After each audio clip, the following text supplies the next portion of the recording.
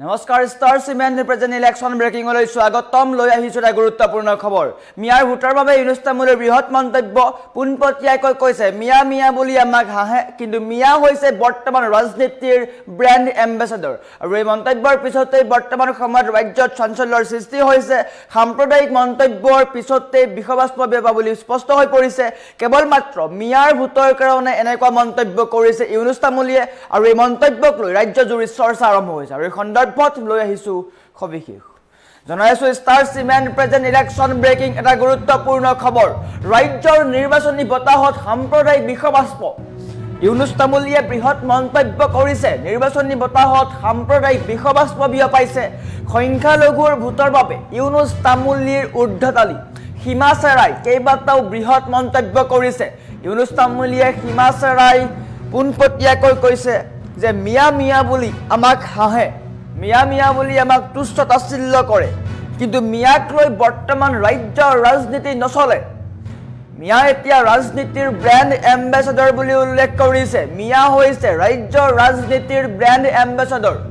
মিয়াক ৰাজনীতিৰ brand ambassador সজাই মুকলিকৈ প্ৰত্যাহ্বান ইউনুছ তামুলীৰ সংখ্যালঘুৰ ভোটৰ কাৰণে এনেকৈ সাম্প্ৰদায়িক বিষবাস্প বিয়পোৱাটো কিমান উচিত সকলোৱে বৰ্তমান সময়ত লক্ষ্য কৰিছে নিৰ্বাচনী বতাহত সাম্প্ৰদায়িক বিষবাস্প বিয়াইছে দেখিবলৈ পোৱা গৈছিলে কালিৰ দিনটোত কি ধৰণে আসাদুদ্দিন ওৱেইছিয়েও সাম্প্ৰদায়িক মন্তব্য কৰিছিল কেইবাটাও সাম্প্ৰদায়িক মন্তব্য কৰিছিল আৰু তাক লৈ মুখ্যমন্ত্ৰীয়ে প্ৰতিক্ৰিয়া প্ৰকাশ কৰিছিল আৰু বৰ্তমান ইউনুছ তামুলীয়েও বিশেষ কেইবাটাও মন্তব্য কৰিছে মিয়াৰ ভোটৰ কাৰণে সীমা চেৰাই কেইবাটাও বৃহৎ মন্তব্য কৰিছে যি মন্তব্য ৰাজ্যৰ ৰাজনীতিৰ কাৰণে অগ্ৰহণযোগ্য মিয়া ব্ৰেণ্ড এম্বেছাডৰ ৰাজ্যৰ বৰ্তমান সময়ত ৰাজ্যত মিয়া হৈছে ৰাজ্যৰ ৰাজনীতিৰ ব্ৰেণ্ড এম্বেছাডৰ আৰু এই মন্তব্যৰ পিছতে ৰাজ্যজুৰি প্ৰতিক্ৰিয়াৰ সৃষ্টি হৈছে চৰ্চা আৰম্ভ হৈছে কিয়নো কেৱল মাত্ৰ মিয়াৰ ভোটৰ কাৰণে মিয়াৰ সন্মুখত মিয়াক ব্ৰেণ্ড এম্বেছাডৰ সজোৱা হৈছে কল্পনা কৰক অসমত কালিৰ দিনটোত শুনিবলৈ পোৱা গৈছিলে আল্লাহু আকবৰ নাৰায়ে তকবীৰ ধ্বনি আৰু সেইখন সভাতেই ইউনুছ তামুলীয়ে বৃহৎ মন্তব্য কৰিছে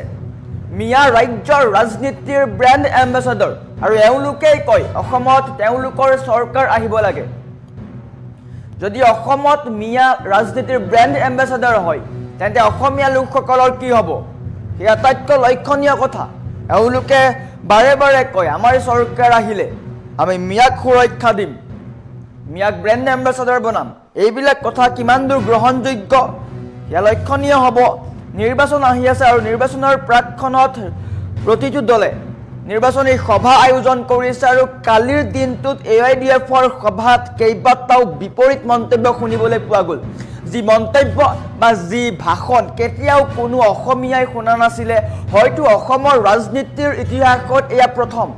প্ৰথম কথা লাখ লাখ মুছলমানৰ সন্মুখত আল্লাহু আকবৰ নাৰায়ে তকবীৰ ধ্বনি শুনিবলৈ পোৱা গ'ল যি দৃশ্য কেতিয়াও অসমত শুনা নাই সেই দৃশ্য হয়তো হায়দৰাবাদত শুনিব পাৰে বা পাকিস্তানত শুনিব পাৰে আসাদুদ্দিন ওৱেইছিয়ে হায়দৰাবাদৰ সেইসমূহ মন্তব্য বা সেইসমূহ ধ্বনি দিব পাৰে কিন্তু অসমত তেনেকুৱা ধ্বনি নিশ্চয়কৈ শুনিবলৈ পোৱা যোৱা নাছিল অসমত কেৱল অসমীয়াৰ প্ৰভুত্ব আছিল কিন্তু কালিৰ দিনটোত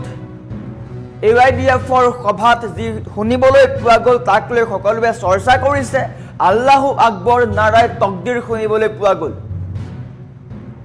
যাক লৈ প্ৰতিগৰাকী অসমীয়াই সংকেত আছে কিয়নো অসমীয়াৰ অস্তিত্ব সংকটত বুলি উল্লেখ কৰা হৈছে অসমৰ লাখ লাখ বিঘা ভূমি বাংলাদেশী মিয়াৰ কবলত অসমৰ অস্তিত্ব অসমীয়াৰ সাৰ্বভৌমত্ব অসমৰ সংস্কৃতি সেইসমূহ বাংলাদেশী মিয়াৰ কবলত যাৰ কাৰণে উচ্ছেদৰ পৰা আৰম্ভ কৰি পুছবে পৰ্যন্ত চৰকাৰে এইসমূহ নীতি আনিবলগীয়া হৈছে ৰাজনীতিৰ কথা বেলেগ কথা ৰাজনীতিৰ মেৰপাকত কথা সোমোৱা নাই কিন্তু যদি আপুনি পোনপটীয়াকৈ সেইসমূহ চাই নিশ্চয়কৈ আপুনিও মন কৰিব যে অসমীয়া লোকৰ ভৱিষ্যত কি ধৰণৰ হৈ আছে নামনি অসমৰ ফালে যদি আপুনি যায় তেন্তে নিশ্চয়কৈ একাংশ মিয়াৰ কবলত নামনি অসমৰ কেইবাটাও প্ৰান্ত শেহতীয়াকৈ গোলাঘাটৰ উৰিয়ামঘাটত দেখিবলৈ পোৱা গৈছিলে যে একাংশ বাংলাদেশী মূলৰ মিয়াই বা অবৈধ মিয়াই লাখ লাখ বিঘা ভূমি দখল কৰি অসমীয়াৰ অৰ্থনীতিও সংকটত পেলাইছিলে আৰু সেই সময়তেই আল্লাহু আকবৰ নাৰায়ে তকদিৰ এই সময়ত ধ্বনি দিয়াটো কিমান উচিত আপুনি কল্পনা কৰক যি সময়ত আমি কৈ আছোঁ প্ৰতিগৰাকী অসমীয়াই কৈ আছে আমাৰ সংস্কৃতি থাকিব লাগিব বটদ্ৰৱা সত্ৰ 70 বছৰ ধৰি বটদ্ৰৱা সত্ৰ মিয়াৰ কবলত থাকিল বেদখলকাৰীৰ কবলত থাকিল কিন্তু সেই সময়ত এইসমূহ কথা কোনেও উত্থাপন নকৰিলে আৰু বৰ্তমান ৰাজনীতিৰ কাৰণে কেইটামান ভোটৰ কাৰণে কেৱল মাত্ৰ সংখ্যালঘুৰ ওচৰত গৈ নাৰায়ে তকদিৰ আল্লাহু আকবৰ এইসমূহ ধ্বনি দিছে আৰু তাতে সহযোগ কৰিছে এগৰাকী নেতা বুলি পৰিচয় দিয়া বাঘ সেনাৰ নেতা বুলি পৰিচয় দিয়া ইউনুছ তামুলীয়ে ইউনুছ তামুলীয়ে মিয়াৰ পক্ষত থিয় হৈ উচ্ছেদৰ বিৰোধ কৰিছিলে শিৱসাগৰৰ দৰে ঐতিহ্যপূৰ্ণ ঠাইত মিয়া আনিম বুলি ভাবুকি দিছিলে সেইগৰাকী ইউনুছ তামুলীয়ে এবাৰ মন্তব্য কৰিছে যে মিয়া হৈছে অসমৰ ৰাজনীতিৰ ব্ৰেণ্ড এম্বেছাডৰ এয়া কেনেকৈ আপুনি কল্পনা কৰক এয়া সঁচা নে মিছা আপুনি পোনপটীয়াকৈ চাওক গ্ৰাউণ্ড জিৰোত আপুনি চাওক যে মিয়া অধ্যুষিত অঞ্চলসমূহত কেৱল মাত্ৰ কংগ্ৰেছ UIDF আছে বিজেপি তাত নাই আমিও সাম্প্ৰদায়িক মন্তব্য কৰা নাই কোনো ৰাজনৈতিক দলক লৈ এইসমূহ কথা কোৱা নাই কিন্তু পোনপটীয়াকৈ ক'বলৈ গ'লে ইউনুছ তামুলীয়ে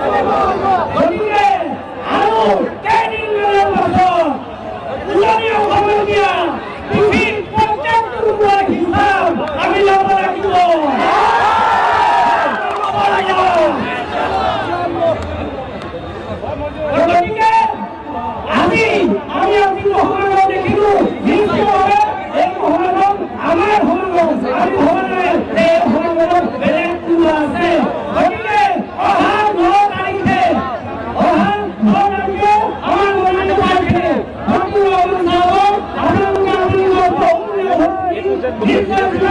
is